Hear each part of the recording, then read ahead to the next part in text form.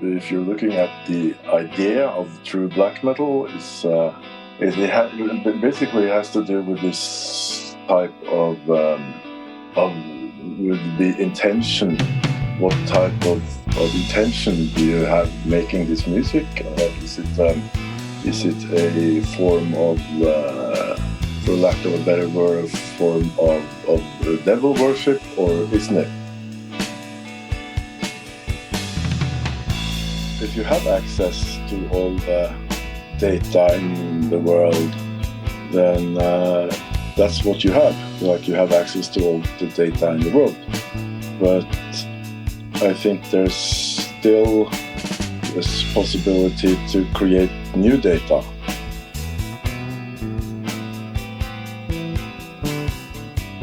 That was the experiment aspect of it, is that wasn't really a standard way of making a record. Yeah, that's not. Maybe that was a standard way for Steely Dan. There you go. Hello and welcome to episode 2 of Fatal Strategies. My guest is Svein Egil Hatlevik, and I will begin this introduction by explaining what was going on with that Steely Dan reference. So, back in 2001, when I was writing reviews for Allmusic Guide online, one of the reviews I wrote was for the second album by Fleurety, entitled Department of Apocalyptic Affairs. And in that review, I wrote, Fleurety, with this album, have unofficially recast themselves as the Steely Dan of the Norwegian post-black metal scene. Well, what do you know, when I reached out to Svein Egil about doing this interview, he said, wait a second, are you the William York who wrote this review? And I said, yes, I was. It turned out that he had read that review at some point and had even used that in some of their press materials. And not only that, he found out about Steely Dan through that reference. So I might have to apologize for that. They didn't sound like Steely Dan in any way, shape, or form, but they were a duo, they were a studio band, and they had a lot of guest musicians. In this case, people like Hellhammer from Mayhem and members of Ulver, Arcturus, Vedbuinzenda, seemingly everyone in that Norwegian metal scene at the time. One could call it avant-garde black metal, post-black metal, or just what existed of black metal in terms of the original core of musicians, more or less, who had been around for several years by that point and really were branching out into all kinds of hybrid sounds that on paper don't seem to make a whole lot of sense, but made for some pretty interesting music. And so Fleurety was right in the thick of that in those days. Svein Egil has also recorded as Zweizz. That is his, I guess you could say, solo project, although one of these Zweizz records was done in collaboration with an American musician, Joey Hopkins. That was in the late 2000s, a product of the MySpace era, as is, Stagnant Waters, in which he has recorded a couple of albums with two musicians, at least originally based in France. And so they also connected via the internet and wound up working together in person at a certain point. So that's a whole lot. And then on top of that, Svein Egil was a member of Dødheimsgard when they made the Satanic Art EP as well as 666 International. He was the keyboardist and contributed a lot, I think, with both, his parts on the songs, but also the interludes, which we do get to talk a little bit about. And then one other thing, at one point there is a mention of Tor Ylvisaker from Ulver, and he passed away in August. This interview was recorded before that happened, and so I just didn't want to give the impression that either one of us, but especially Svein Egil, was unaware of that very untimely passing. I believe he was just 54 years old. I think that pretty much covers it, so I will step aside and let us get into the interview with Svein Egil Hatlevik.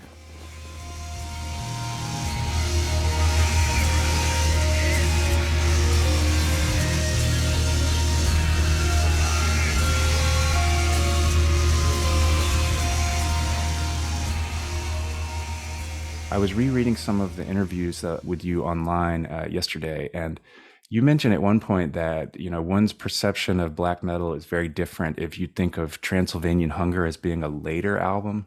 And Yeah. yeah, what did you mean by that specifically? Yeah, I think it all depends on, like, if your perception of black metal is formed in 1991, for instance, then you will have bands sounding like, for instance, Rotting Christ and Merciful Fate, which is like notably or specifically a black metal band within this early 90s definition of black metal. And then maybe you would have a band like Blasphemy also being defined as black metal, and you will have first Dark Throne black metal album, Blaze in Northern Sky, and you will have Master's Hammer and Profanatica from the US, or you will have all these black metal bands that sounded extremely similar or dissimilar.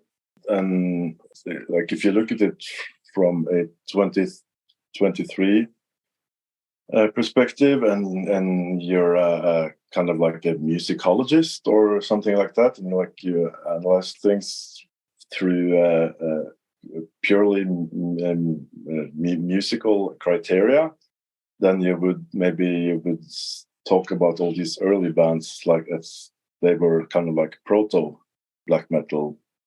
And then sometime in the early 90s, you will have like a standardization of how everybody perceives this expression.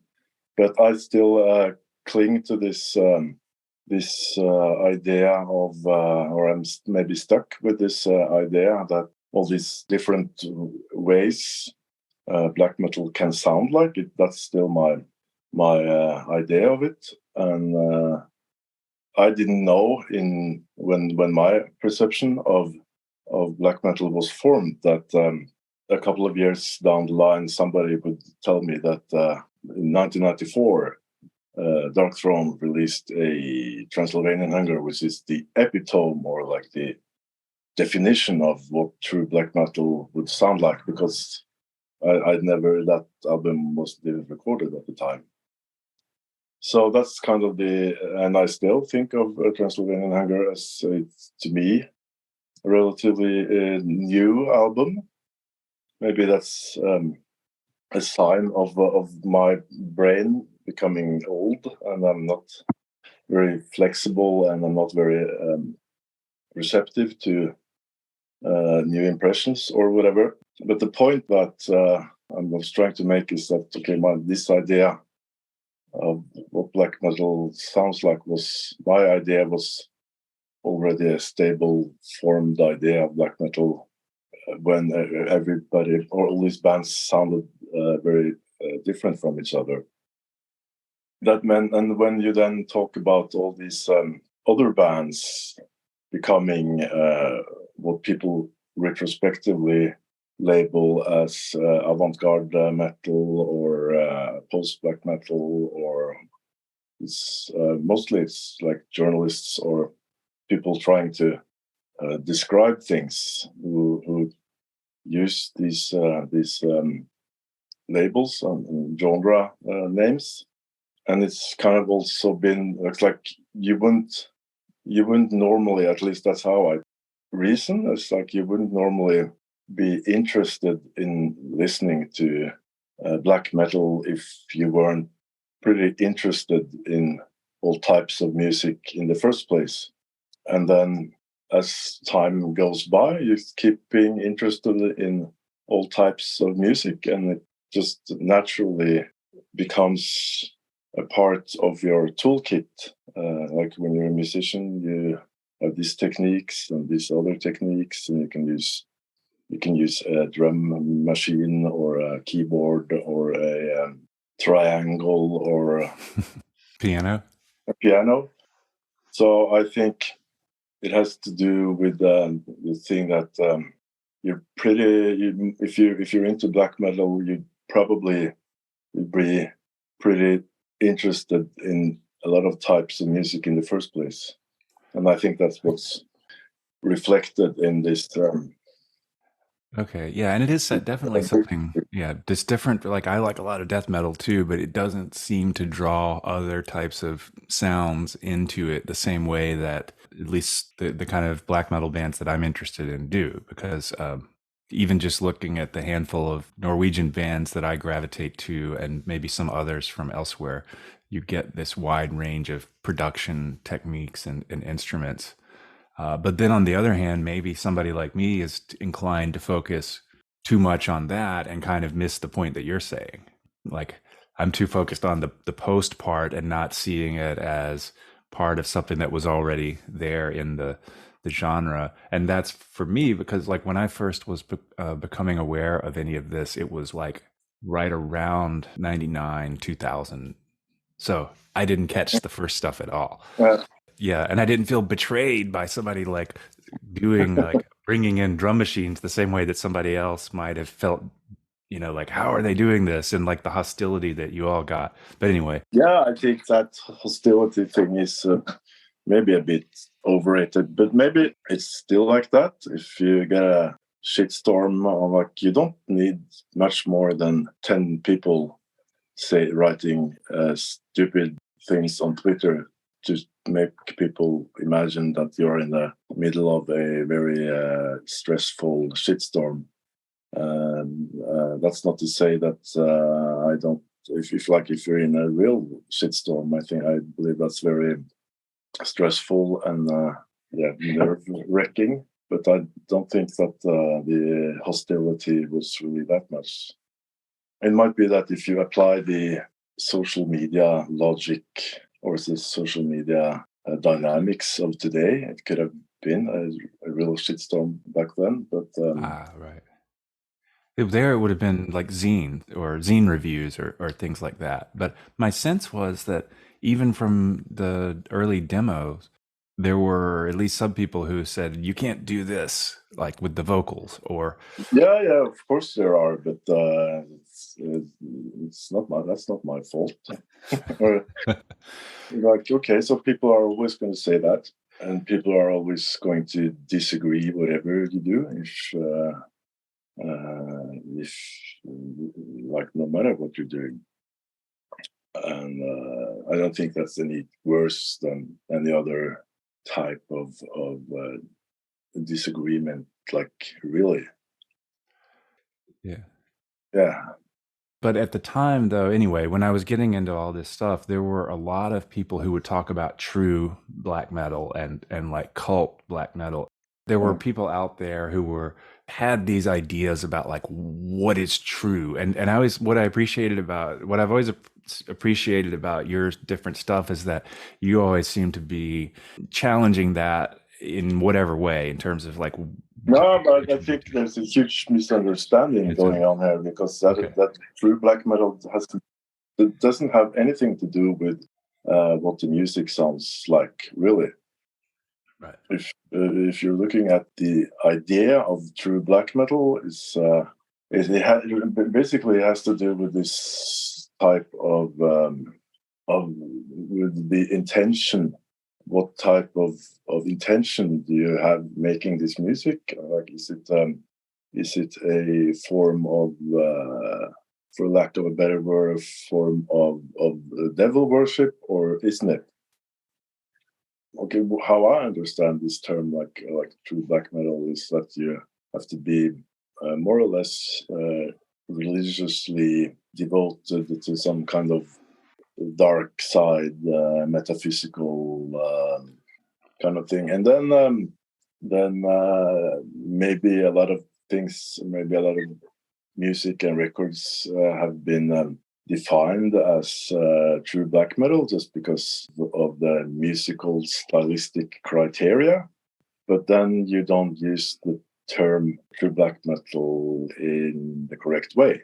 Then you just misunderstood it, and you think that true black metal is just some musical category like Florida death metal or Orlando or New Orleans jazz. But I think like the original meaning of the true black metal is that there's some kind of more or less religious practice expressed through music, and maybe that was some type of juvenile self-deception for a lot of players involved. I don't know, but you can also observe a little bit that if you have this definition of intent or this definition of attitude, and then that's the defining criterion, and then you can say that, okay, as long as the intent is such and such, then the music can sound like whatever, and then you can have abruptum in the same category as blasphemy or merciful fate, and they all sound pretty different. And then again, if you just keep doing all this stylistic diversity, and then you just remove this kind of religious orthodoxy from it, and then still there will be a lot of diversity in the music, but it will stop being true black metal because there's no religious orthodoxy to it. It's the music.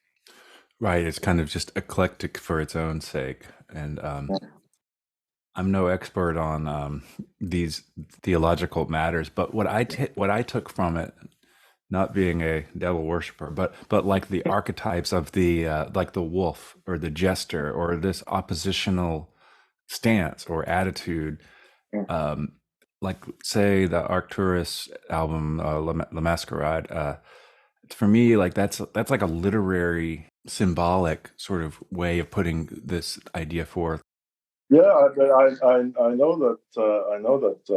Well, for this specific example with Arcturus and Ulver, it's I know they've been very interested in exploring these symbolic mythological conceptions, and I think they're quite conscious about it. I think, like for instance, with this La Masquerade Infernal, it's this kind of freak show, and jester, joker type of like, and they're exploring this type of these types of ideas. It's like in a lot of pre-Christian or pre-Christian religions or belief systems, you wouldn't have this black and white or good and evil, this way of dividing the world or separating. Yeah, you would have like all these types of energies, and this, like, then you have the idea of the chaos forces versus the forces of order, for instance. And this is much, I think you can find a lot of that in this 90s type of thing, that you're interested in the cosmos versus chaos kind of ideas, and that relates to this kind of pre-Christian or pagan worldview. A lot of people have been in this type of music, have been interested in this pre-Christian Scandinavian type of belief systems, and so it's kind of like an exploration of this this type of cosmos versus chaos kind of these ideas.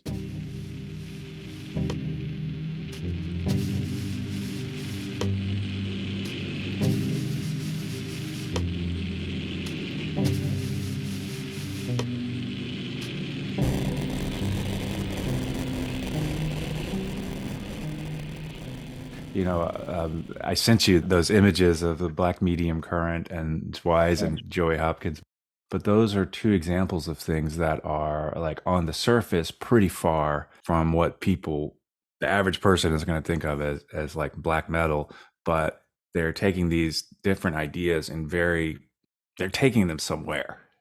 Yeah, but I like to compare it to a kind of ethnicity thing. I bet that in the US you have a lot of Native Americans that make music that is kind of in the tradition of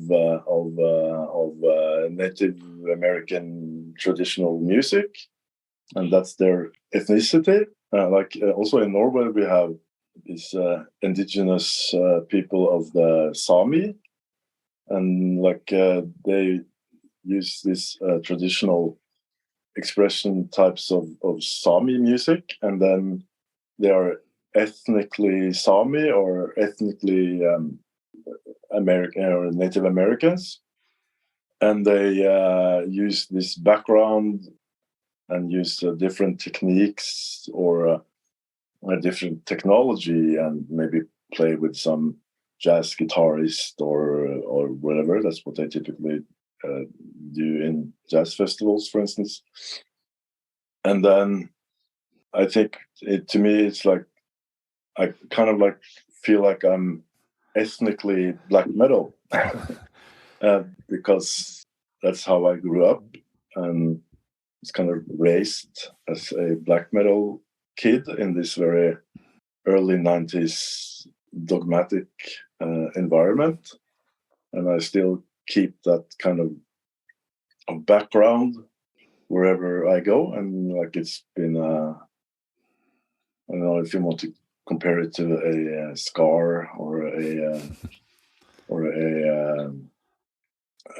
mutation or whatever, but I kind of like to use that comparison because that's I think there's some similarity there, that I kind of feel like black metal is a part of it's some kind of it's a part of my personality that's kind of similar to ethnicity, and then I take this background and you just make the music I want to make, but I still there's still nothing I can do to remove this. So maybe like if there for whatever reason there would be someone who wanted to make a genocide on people who are black metal people, then there's nothing I can do to erase this background, and maybe I'll also be killed in this genocide or whatever. But so there's really no way to escape this kind of very lifelong impression that it's made on me in a very like formative stage of my life. Yeah, and I know some of the background, but I don't have a good sense at all of the lay of the land in Norway. But I gathered that you and Alexander, that you all grew up in a relatively remote area. Would suburban be an accurate way, or rural, or how would you describe? I think it's it's kind of something in between suburban and rural. You can you can go to Oslo, which is that's not Detroit or LA or New York or London for that matter, but Oslo is a fairly small city by European standards. So you're in New York, right? No, I'm in North Carolina. I lived in San Francisco in the past, but yeah, so I'm on the East Coast. Maybe you would maybe think it's more similar to, I don't know, some other people with 500,000 people in Oregon. But anyway, so it's not really well, maybe it's kind of like suburban, but it also is kind of like rural. We've been doing music together for more than 30 years, maybe more than 35 years even. Not really sure. No, more than 30 years. But you all found out about Helvete? Yeah, we found out about that. We were very curious about that. It was like really something different and exciting, and very like darkly attractive at that time. So it's like really no way of avoiding it, maybe on the way I experienced it. That was the thing that was interesting at that time. Nothing else was like really interesting. It's like everything seemed dull in comparison. So that's why I was gravitating to this type of music. And it was mayhem was in all the mayhem thing were happening, and that was happening in a neighboring municipality, and Darkthrone also pretty close to where we were at the time. So, and you can go to Oslo and go to this Helvete record shop and find all these new releases, and like you would meet this Euronymous guy, and he would say, "Oh, this is brand new," and it would be the new Darkthrone, A Blaze in Northern Sky. It was brand new, and you could buy it. This is like it's a very feeling of this is happening now, and you would go there, and he would say, "Oh, I just recently got a box of these new CDs, and it would be the first Burzum album, and you'd listen to it, and nothing would sound like it, and I would have this very strange feeling of darkness and fogginess and winteriness and starlitness, and nothing else available would have that feeling to it, and this feeling of being overwhelmed with the music, and obituary or a carcass or entombed wouldn't give you that. So there was this certain extra musical quality to it that was really strong when you heard it, and other types of music didn't have that vibe. And that's might be like you're actually just what you say. Maybe you're just imbuing the music with these qualities, but nevertheless, like the experience of it feels very real. Right, and I think it's also the way it was presented with the album art, and it sounds like you were maybe coming across these records or CDs before you had met any of the people. I can imagine. I'm not sure, but the way that they were presented on the album art or the other stuff, they seem like mythological characters almost. Like they seemed larger than life. Yes, in some way, but also very real. So there's like, for instance, if at the same time you would be having this so-called what's been termed like as grunge happening at the same time. And if we just assume for a while that I've been a huge grunge fan, I might have been able to like really be into bands that are on the other side of the globe, but it would still be something very geographically distant from me, and they would be living lives that are somewhat similar to being from the industrialized Western world, and it's kind of the same age and being young, but there was still some kind of feeling that this kind of belongs to me too. Okay, yeah. And I think it would have been very hard to have the same type of identification to it if it hadn't been so close geographically. So there's this feeling of identification, and this feeling of well, maybe it's a face of the goat in the mirror type of feeling that Dark Throne are screaming about. So to me, that's a part of it. That's a part of the explanation, I think, to why I could identify so strongly with it. What was it like, maybe like, say, when you first met some of these people? Was it like, was it an intimidation, a sense of intimidation, or was it a sense of, oh, they're more down to earth than I expected? Or yeah, well, I think like the very first times you would meet, like very first time I saw like this Euronymous character. It was like outside a concert hall in Oslo, and he was out there wearing a big black cape and handing out flyers for this Helvete shop.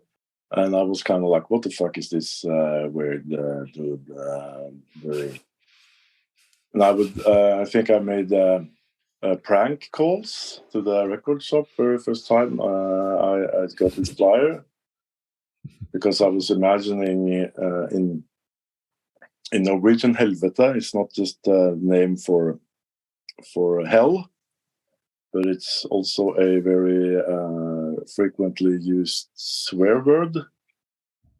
Like if you cut your finger, or if you and then you would say helvete, like a swear word, like Americans would say fuck. And I was kind of expecting him to pick up the phone and say helvete, which he didn't. So the first meeting with this type would be like the kind of juvenile, who the fuck does he think he is? This weird dude wearing a cape. That was, and then after you actually got to hear the music, that's when you got really attracted to it. But in the beginning, it was more like this is very weird and kind of funny, and also kind of scary. Kind of like a childish curiosity, I guess. yeah, I think, a lot of these things, it's I don't want to put it into like a box or something, like where, oh, this is scary evil, or this is, certainly it wasn't a joke, but some of these things they can be kind of funny in their own way, and also unsettling and weird in their own way at the same time, which is interesting. Yeah, it's also like when you're a kid, and a lot of people also still do that when they're older, is that maybe you're a little bit frightened, but you don't want to show your buddies that you're a little bit frightened by this. So then you are acting a little bit tougher than you are, and then you are making prank calls, even though you really don't dare to do that. Like, okay, so everybody's been a kid, knows this feeling of being dared to do something. So it's a mixture of a lot of different feelings.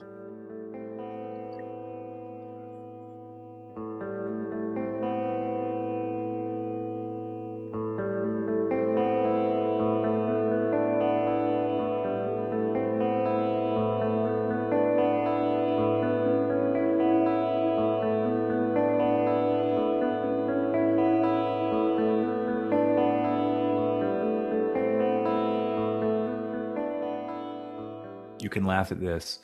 Min tid skal come. I know it's my time shall come. Yeah, I'm not gonna laugh at this, because because I heard it so many times. It's it can't be funny for the 1,000th time. But how does it? Can you give the correct pronunciation? Min tid skal komme. Min tid skal komme. Okay. Yeah. But anyway, yeah, but you got distracted with your own self consciousness. Yeah. Consciousness. Well, I don't want to butcher. I don't like to butcher someone else's language, but I was curious how because like I know that you all were primarily a duo, but you had a bass player, and I was just actually curious what the recording process was in terms of. I guess it was recorded at a studio, but I don't even know where. Yeah. No, it's recorded in a studio called the Panzer. Okay. You can say Panzer in American. It's which is also the same studio where the first Arcturus album was recorded. A little bit that was recorded a little bit later, after we recorded our album, I think. But anyway, that was a professional standard studio with like decent microphones and competent engineers and technicians. And then the only way we knew to record an album at this time was that, okay, so first you record the drums while the guitar is playing along. And then you just isolate all the drums. And like, so in case you hear the guitar on headphones, and then you just, the guitarist is in one room and the drummer is in another room, and then you're just playing the song, and then you're recording the drums, and then you are recording the guitars and bass, and it's all in one go, because this is before the computerization of everything. So you have to do if there's a 12-minute song, there's going to be not many options where to take a break, and then if you do a mistake, then so it's more or less try to play the song in one go. I don't think we spent like maybe totally we would spend efficiently work time would be 2 weeks, I guess, including mixing and all the overdubs and guitars and vocals and everything. But the basic tracks with the drums, you on drums and Alex on guitar, and then the bass player, you all were recording basically live at the same time? No, not the same time. Just first you record. First you record. It's track by track or instrument by instrument. Okay. So first you record the drums with the guitarist playing along, and then you remove the guitar or like the guide guitar. Right. Okay. And then he would do a proper recording of 2 or 3 or 4 or maybe I don't know how many guitars it's on that album. And then you would add that on top of it, and then you would record the bass separately and the vocals separately. But and with the guitar and bass, it's a lot easier to do like jump-ins, right? Because you don't have the cymbals. You get the nasty clips. There are some disruptions on the album. I don't know if people hear them, but I certainly do. I can hear there are some cuts where you can hear the ambience or the sound of the cymbals being discontinuous. You were still recording to tape at that point. Yeah. Yeah. Okay. Because one thing that's kind of interesting to me about let's say, I mean, maybe I'm doing this wrongly, but I grouped that album with a couple others that I'll mispronounce, but Bergtatt, and Written in Waters. Hey, I can pronounce that because it's in English. But, and on the one hand, and then La Masquerade, 666 International, Apocalyptic Affairs. But in between, like that 94, 95, and then 97 to 2000.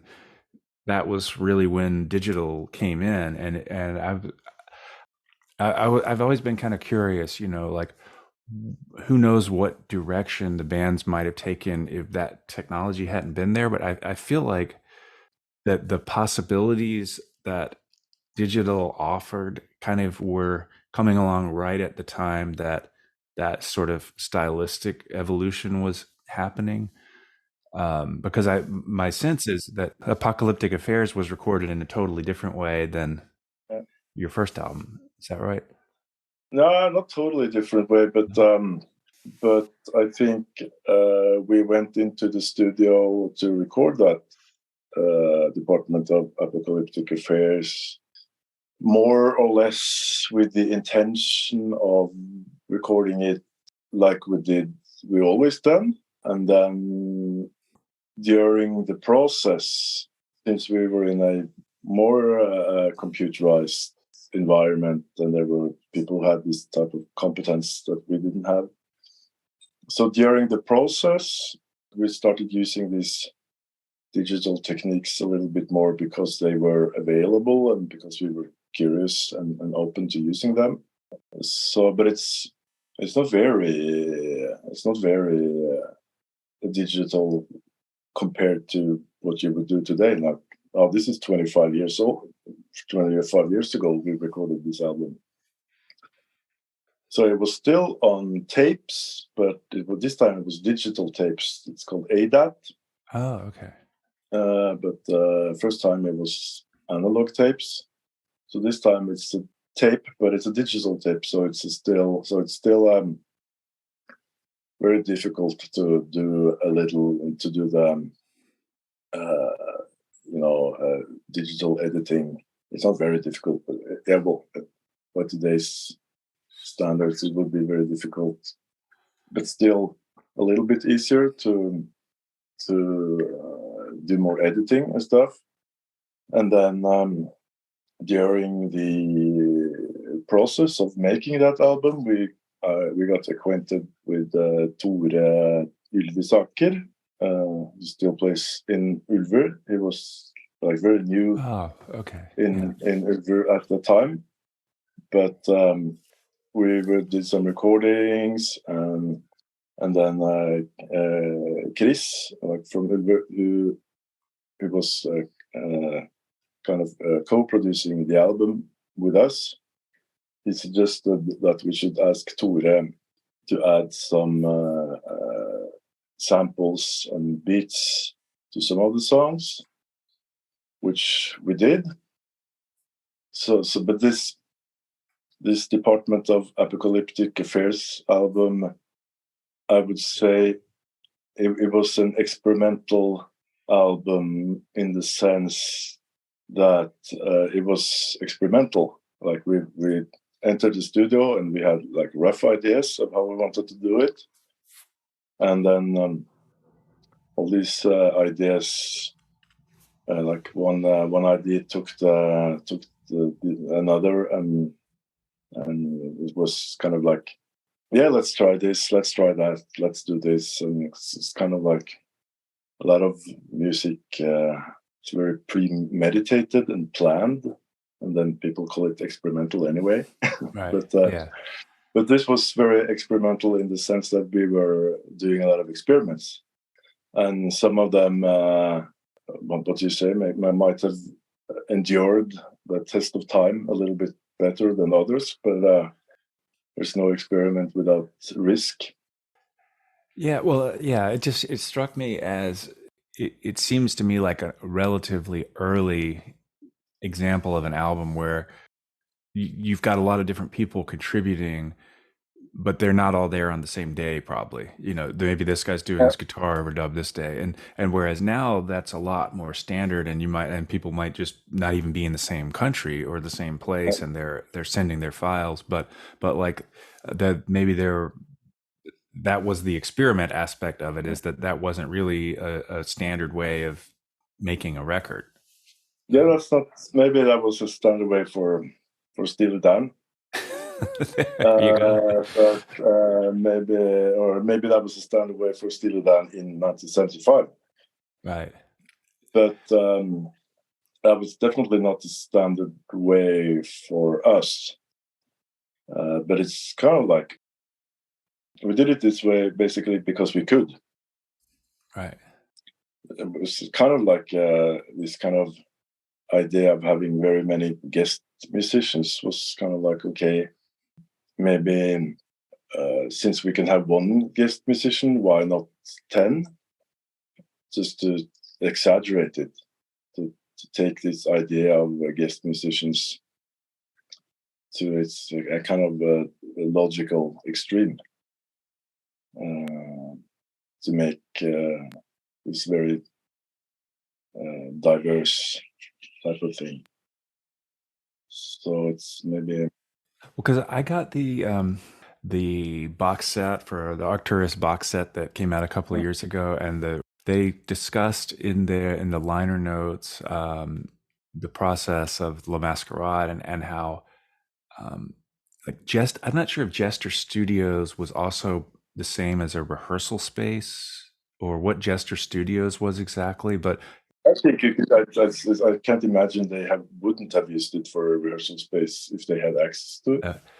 Okay, well, yeah, because there were a bunch of photos in the Arcturus box set that had like photos from some kind of rehearsal space. And given that a lot of the bands had overlapping members, people would kind of be coming and going, and they talked about in those liner notes with La Masquerade that a lot of the recording process involved kind of some guy would be working on some part, and then somebody else would come in and do his part. But it was like it struck me in reading that that must have really been early on in terms of like when you could do that, like when, and I'm not sure if they were using ADAT or like a Pro Tools type deal, but it was like really early on in terms of being able to record that way, where, you know, you've got access to this recording technology that would have required that you wouldn't have had access to a few years earlier. You might have to go to a totally professional studio. And then the fact that they had that enabled them to experiment. I think that I'm not really sure, but I do believe that they recorded La Masquerade Infernal in the same studio that we recorded Department of Apocalyptic Affairs.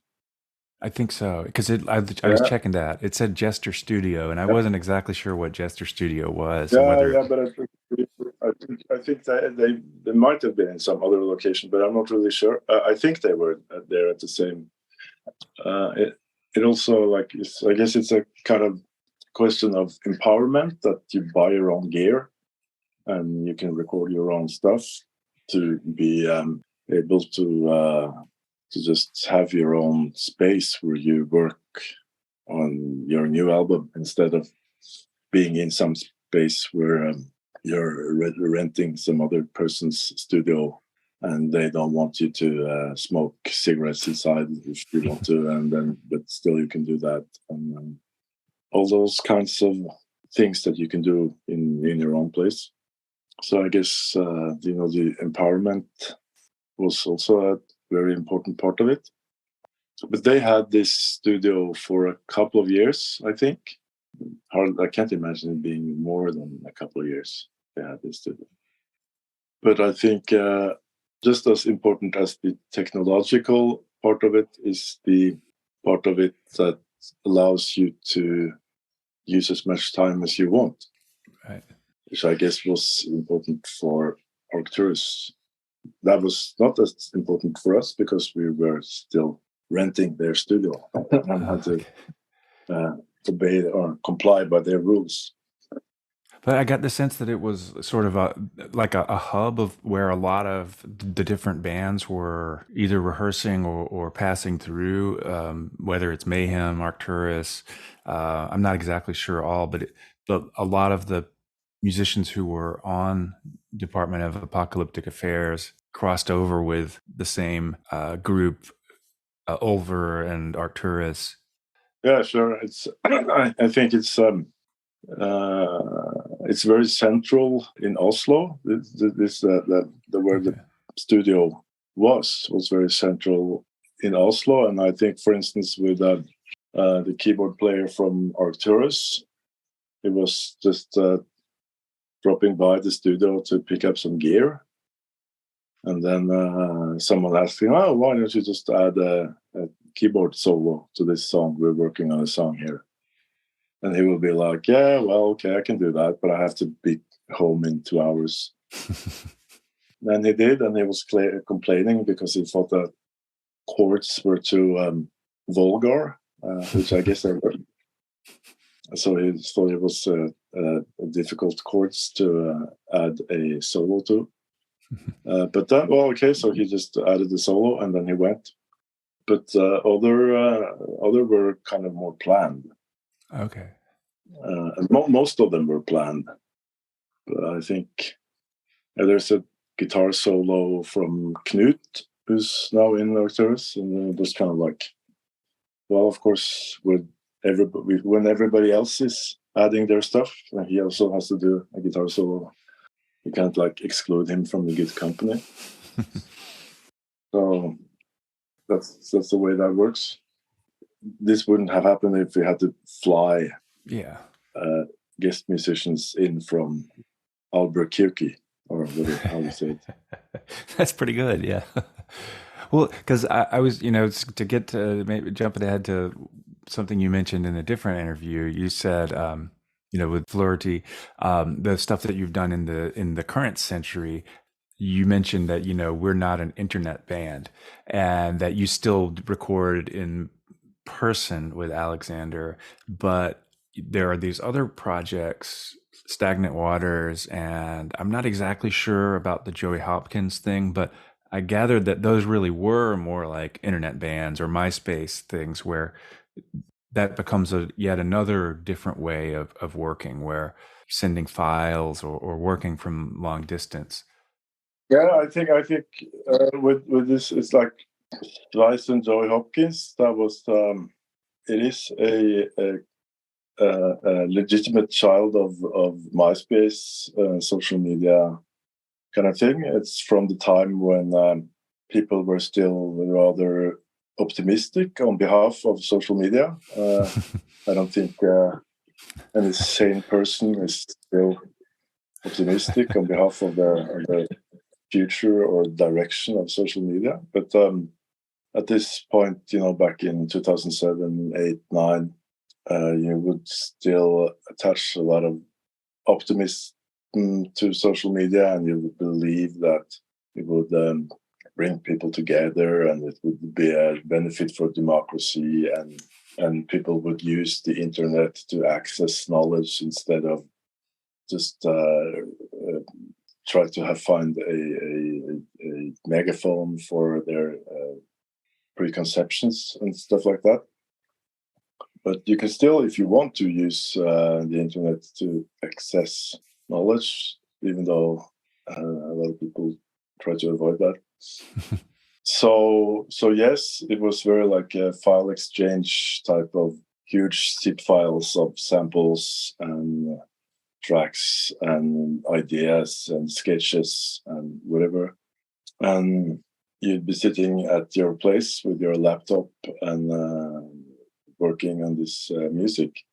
And I was working like that for quite some time, but maybe the last 5 years or so, I haven't been doing any of these internet, or very little at least. It's been doing some of it, but very little this internet file exchange type of way of working, because I prefer to meet people and play music. I might be more interested at some other point to do more type of internet work, but at the moment, playing and being in the same room as other people just feels more gratifying, and the novelty of the internet way of working kind of worn off, and it's led to a lot of interesting music, I think, and it's been very fruitful. But I don't do this very much at the moment. Prefer to be in the same room. Did you ever meet him in person, Joey? Joey Hopkins? Yeah. No. He died before I ever had the chance to do that. We talked on the phone. How long had you been working with him before he died, and how sudden was that? Was he sick, or was it I don't know how he died. No, it was very, very sudden. It was an accident. It's very sudden, and it was an accident, and just heard about it some days after it happened from some mutual acquaintance. I didn't know him very well personally, but I wasn't able at all to imagine the possibility that he would have wanted anything else than the record to be completed. So I did that, and then we put it out in 2011. So it took 3 years, I guess. It took 2 years to have the album complete. This is a tech question, but were you working with any hardware synths, or was that all in the computer MIDI? Yeah, I don't really know what he did, but most of the stuff I did was just everything inside the computer. Okay, and I imagine the same thing would be true with the Yawn of the New Age as well. Like how your way of working on that.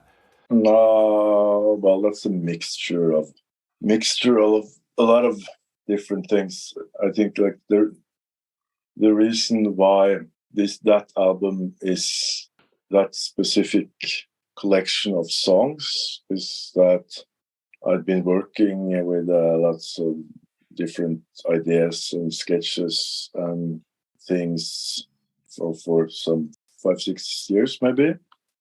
And then I was noticing that my hard drive was making signs or was getting this indication that the hard drive was going to fail.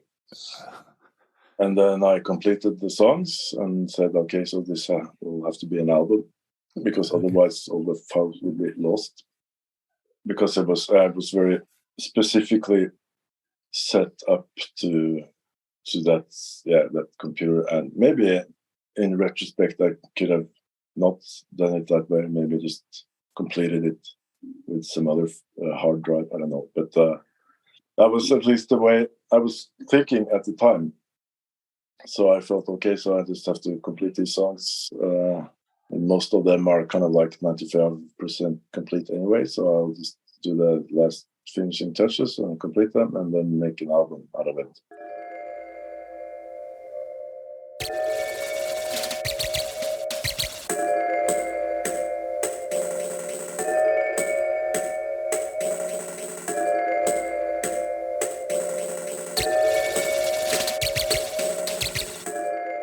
I'm not sure if you've still continued under Zweizz or making music in that way, or did you kind of set that aside after the Zweizz and Joey Hopkins?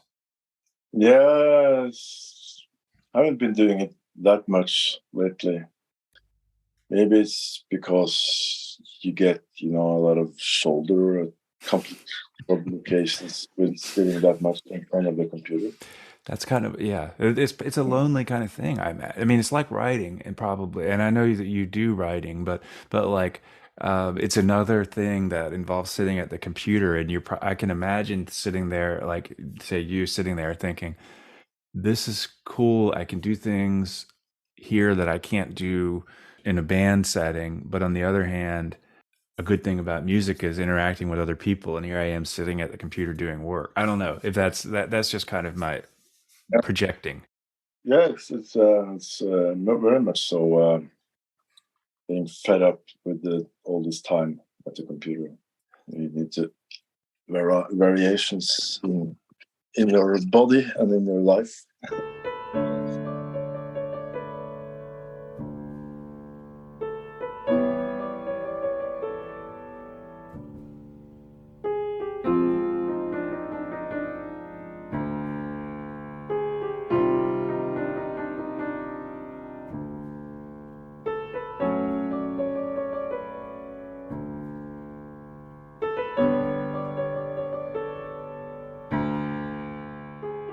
How much of 666 were you involved in besides the piano?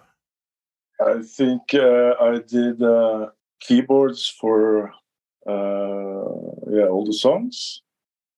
I made some, keyboard parts that were kind of added, or like they were just made parts of the songs. Like that I would just write some piano parts and I would play them for Yusuf. And then he would say, okay, so this is, or like this would be in this song, so this fits kind of here. And I would also add keyboards to already recorded material. Like sometimes I would be very inspired and add this kind of, ornamentive melodies for the riffs. Other times I'd be very, like, I don't really know what to add here. And like they would just say, okay, so it's decent. It's a C minor chord and then an E minor chord. And then you just play the chords with a generic organ sound or a generic string sound from the presets of the keyboard, and just to add, this depth and flavor to it. So it's everything from this very, just adding flavor to this more ornament type of melodies, and there would be like material that I wrote that would be written as part of the songs. And sometimes some places I would be adding more like sound effects. For the most of the time, it's easy to, I think, at least for an outside listener, I think for most of the time it's easy to hear what's part of the kind of electronic drum / percussion or beats track, and what is keyboards. But sometimes these lines are a little bit blurred. So sometimes I play keyboard things that sound like more like rhythmic or a part of the drum track. But the interludes were your... Yeah, that's something I wrote for that, specifically for that album. Erik Satie. I can't remember if I made that connection before reading the interview or if I read the interview and thought, aha. But it is a very different. I think I think maybe some people might underestimate it, but in terms of like, I think if you took those interludes out, unlike with some interludes on metal albums, which are kind of like fluff, like if you took them out, it would really change the overall feeling of the album. And then I don't know if you've noticed this, but especially Umbra Omega, I know you weren't involved in it, but I felt like there were piano parts in that connected back to what you played. Like it established. I think it's when I listened to the most recent Dødheimsgard album, I get this feeling that there's a set of components or a set of stylistic ingredients that kind of constitute your idea of what the Dødheimsgard sounds like. And this style of piano playing, I think, has become like a part, an ingredient of how you imagine. It's kind of become like a part of what you expect a Dødheimsgard album to include. It's not like you need it to be there, but it's become kind of like a part of the standard repertoire. I did read that you mentioned Chopin and Erik Satie, and I thought that was again. It was kind of like I was trying to teach myself how to play these types of simple piano pieces, and I was doing some simple Chopin and some simple Edvard Grieg and some simple Erik Satie and and some other composers as well. And then I was, just influenced and inspired to just try to make some interludes with this. Yeah, they were definitely inspired by what I was playing at the time, and that's it. Basically, it's not like I was trying to reinvent the piano. Right. But yeah, that's one of those that, I encountered it around the same time as, the Fleurety and all this other stuff. And I set it aside, and then I kind of I'd come back to it years later. And I was like, this is still pretty good. Because at the time, people were saying some things were like these really crazy Norwegians or these weird albums. And they would just talk about how weird it was. And it wasn't necessarily that people expected these albums to have the staying power that they do or that they've had. And I think that they have. Like, I think you have to have that test of time where some time goes by and you go, you know what, this stuff, it's not just that it was weird and crazy and novel. It's like there's some depth to it that in the underlying songwriting. And I'm sure that it's not like that's not something that you all are sitting there thinking about at the time. So this is maybe a cheesy question to ask, but given that 20, 25 years have passed, is it a little bit strange that, or expected on the other hand, that people still come back to this music and Well, maybe yes and maybe no. As with a lot of this music, we were kind of fairly confident in what we were doing, and kind of wanted this to be something that people would remember, but there's no guarantee, I guess. There's also this part of the music industry that is maybe not the most not the best part of the music industry, like this constant recycling and constant, this obsession with classics and classic albums, and maybe it's more like a consequence of, like, there's not been much what should I say, like technological revolutions in music last decade. So it still sounds current. I mean, that's the thing. It still sounds I don't have current, but that time there was like a lot in, let's say in Norway. It's not the only place that this was happening, but there's a fairly pronounced evolution in sounds from whatever 94 to 99 or 92 to 98 or something, with maybe some gaps in there. Whereas if you were to say from 2000 to 2020, it's harder to point to what. I mean, I can look at an individual band like Dødheimsgard and say they did this album and this next album and 7 years later and this next one 7 years later, and that's its own, like, it's almost like a series of novels or something.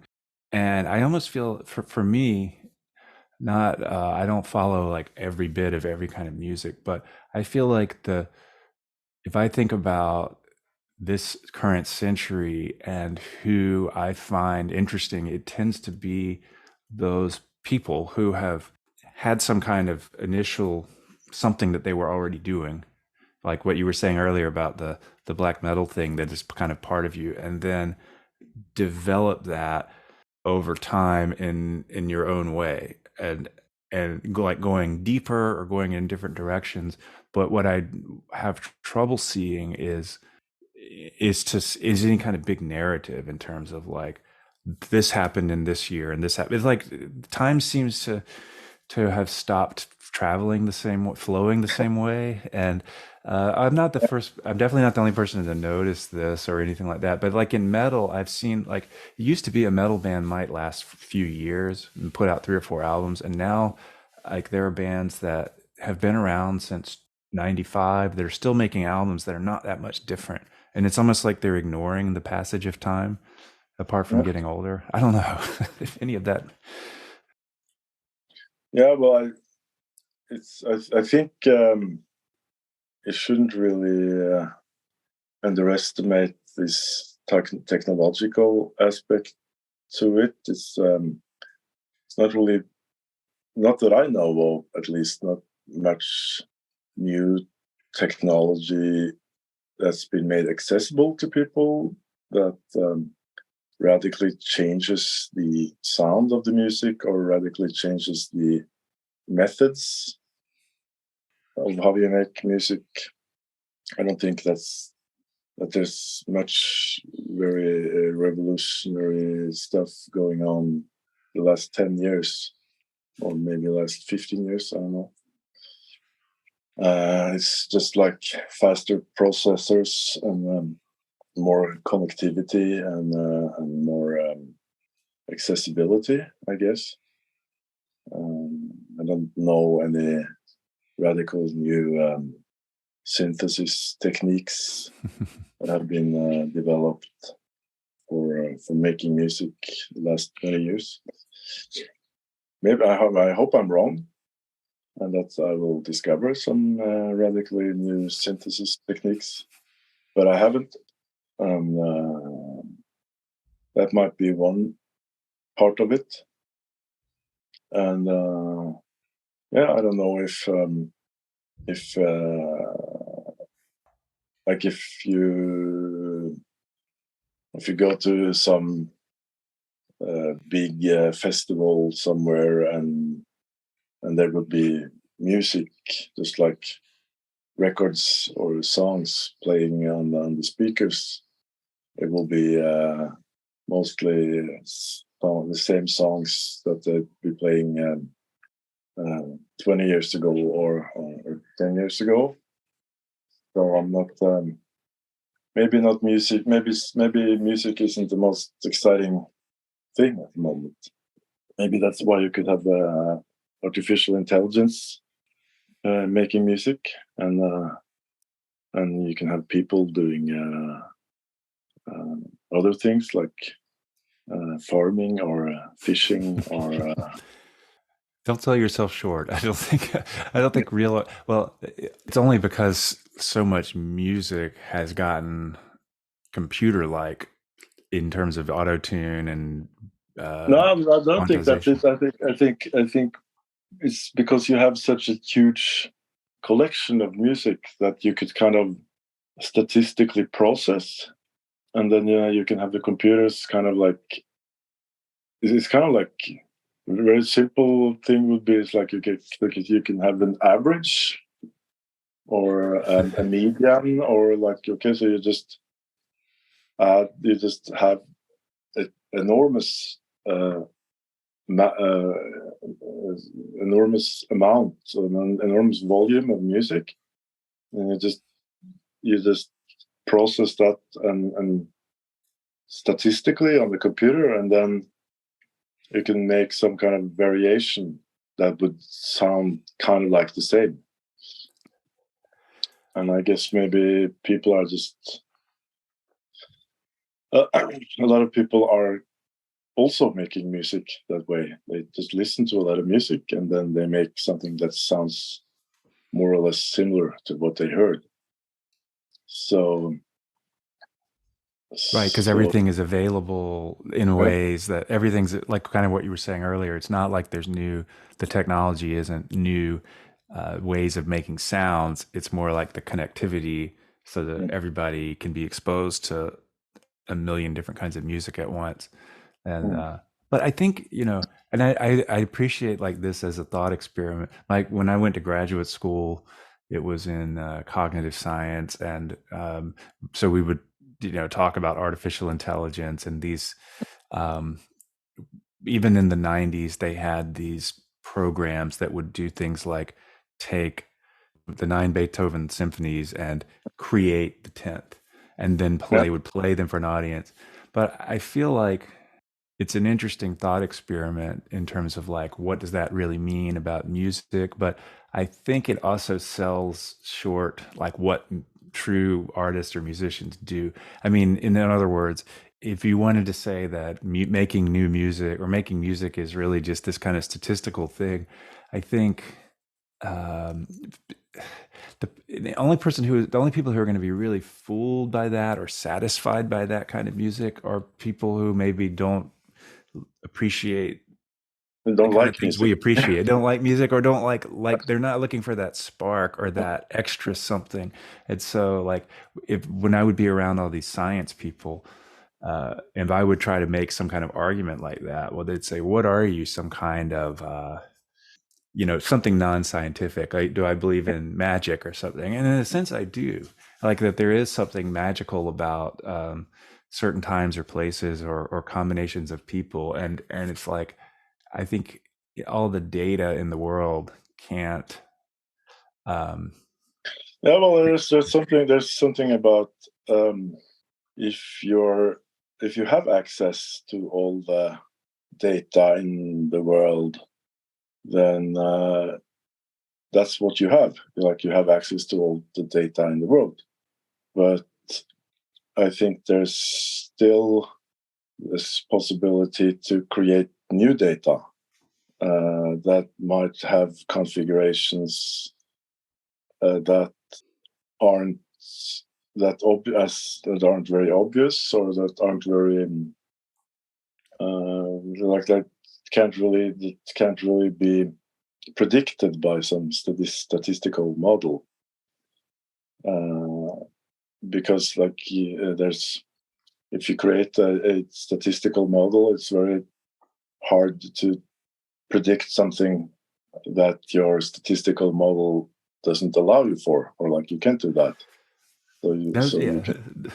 no statistical model would have come up with Department of Apocalyptic Affairs. But in the other thing, maybe again, I keep saying to close it out, but it seemed like on well, the most recent Fleurety releases, the White Death, and then the EP compilation, that you sort of went back to your sort of DNA of like the early sound, not like trying to recreate the early sound, but sort of reconnecting to that distinctive quality of the guitars. And there is a certain sound that, even though you will change the production quality from or the way that the sounds are recorded, like it. And you also mentioned in one interview that you all were, instead of trying to string 20 riffs together in a song, you might have two or three, Yeah, and that so maybe one way of responding to this sort of onslaught of data is to, you said, I can't come up with the words, but to almost to focus, or to not.